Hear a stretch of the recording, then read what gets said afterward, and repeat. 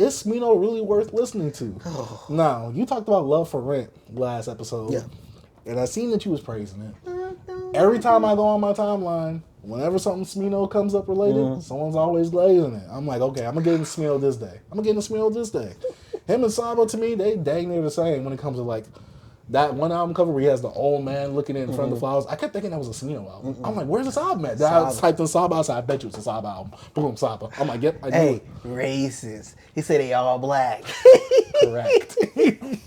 Hey, Saba, Smino, same thing. Yep, correct. Put Chance in there too, except he's more famous. Oh, he's lighter. That's yeah.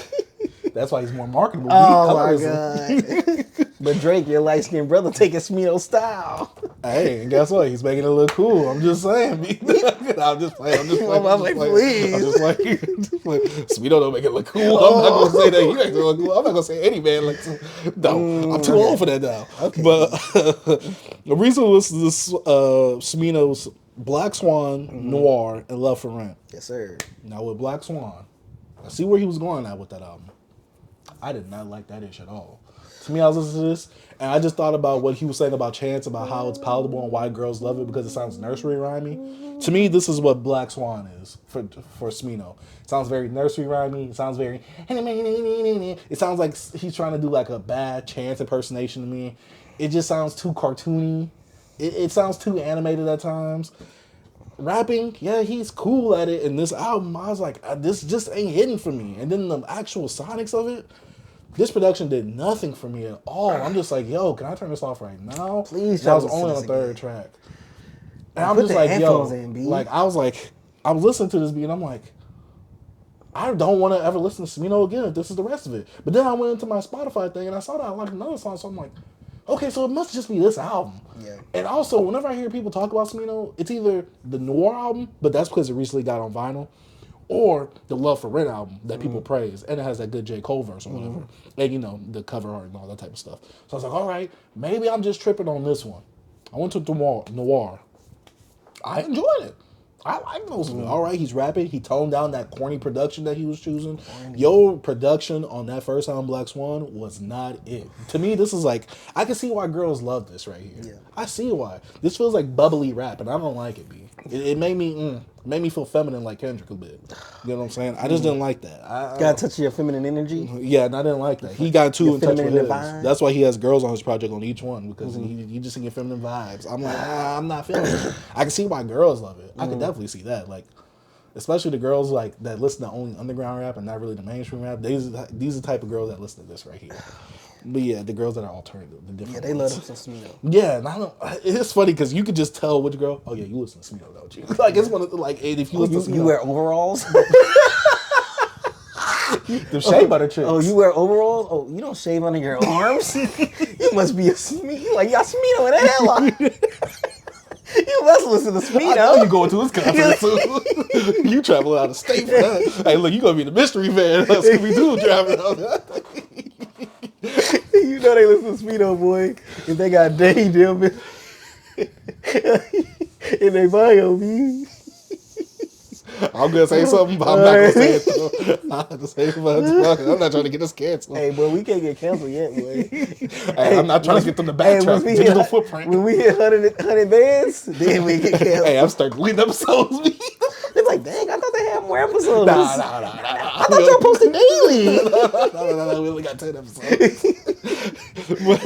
Be like what Joe Budden did, boy. They got, boy. Hey, you better get the swiping. They had some old episodes that was wild. Hey, I'll get the wiping it real quick if that happens. Hey, I'm trying to secure a bag because I'm not a bag. Hey, about a bag. But about a bag. But yeah, I listened to Noir. I gave it a 3.5 out of 5. I'm like, all right, this was way better. I definitely like the direction of this project a lot more. Please cut down on the song amount. I'm like, all right, this is going a bit too long for me. Pause. But then we get to Love for Rent, project that you was talking about last episode, and people I've seen always talk about. I really like this project. Yeah. The problem is, to me, the highs are high, but the lows I did not like were very low. And so for me, I was like, oh, this project, it sounds better to me than Noir. But to me, Noir was consistently better across the board. But for me, Love for Rent, the highs were like a lot higher than off of Noir. So I had to rank them the same at a 3.5 as well, because I'm just like, the highs on Love for Rent were high, but I liked less songs on Love for Rent compared to Noir itself. What about production? That's what I'm saying with the highs. Yeah, the was production. high. Like I'm just like, yo, this is it right here. And I liked his rapping. I don't know why, to me, he definitely came off a bit less animated. And I like some of his, not necessarily storytelling songs, but more of his like life, life developing songs or whatever. Kind of getting us to know his character. Kind of like that one song that he was talking about his uncle was in jail, or whatever. And like, oh yeah, I heard about you. Man. Yeah. Like it's like stuff like that. Like I enjoyed on the album, but like I said, the lows I did not like on this album. To me, it took me out. I'm like, like Smino, what are you doing? Like he was on a nice little run. What are we doing right now? Like I said, highs are high, but the lows are low. But to me, it's like the nothing was the same and Take Care argument I always have. Like, Take Care got some highs, but I'm like, ooh, some of them lows, they get lower. I don't know. I still don't see Nothing Was the Same hype. Oh, I do. I still don't like it. I listened to it a few weeks ago. Remember when we talked about it on the pod and I wouldn't listen to it? We got to do an anniversary review or something for that. You'll be solo. You'll be all right. See, but yeah, overall, Smino is an artist that I'm not looking forward to. Yeah. But you think he's worth listening to for the audience out there just to experience? Because he is something different. He's not. He's definitely different. He's not one of your average stereotypical rappers. He definitely has character, charisma. It's just that to me, it's that production is the biggest barrier. But also the way that he raps as well, the animatedness of his raps, can also turn some people off as well. Because some people who actually want to hear some serious raps or like more so monotone, kind of like a J. Cole, you might not like a Smino. But most of the time, if you like a Smino, you might like J. Cole, but you're gonna like Smino more than J. Cole. Yeah. But if you like a J. Cole and you kind of like it boring, kind of like it a bit more stale, I want to call it, then you might not like a Smino because he has a lot of character oozing out of his lyrics. But sometimes for me, the animatedness just goes over the board. I like that song. I really like that. That and the Misfits one, whatever it's called. But yeah, overall, Smino is an artist where I'm just like, like, I feel like I really wasn't missing out on too much with this one. Like, I'm like, it's not bad. I at least want to always try something new. I always want to give you guys my perspective, especially as someone who's new to a lot of this music right here.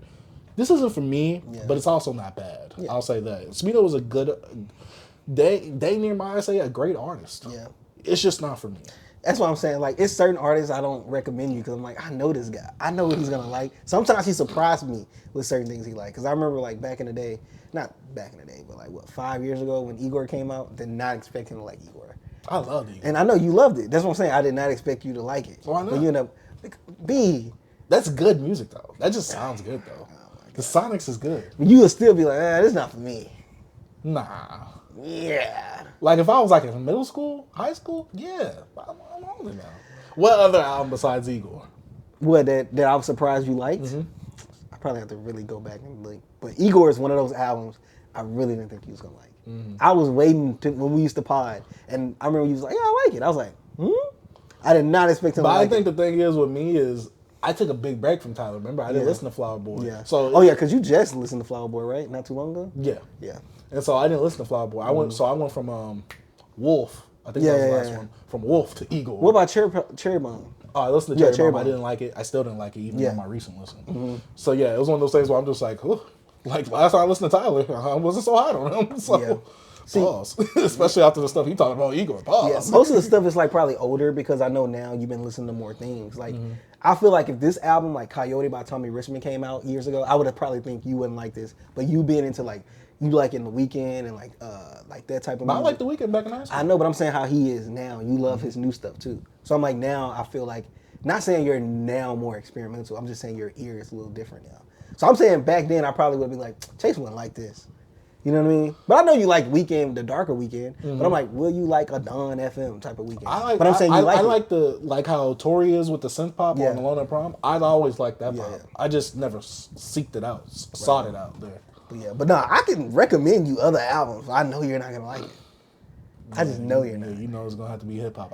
It can be hip hop. I'm gonna try out that Jordan Woods. Hopefully this week. Yeah, check it out. Check out his album first. You talking about the one where he's just staring? Yeah. That's what I was gonna check out. Check that joint out. Because I've seen a lot of people on Twitter hyping that up, and I'm like, all right, don't be hyping something up that can't hold up. Huh? Yeah, because I'm just like, hey, because y'all Twitter is good for that.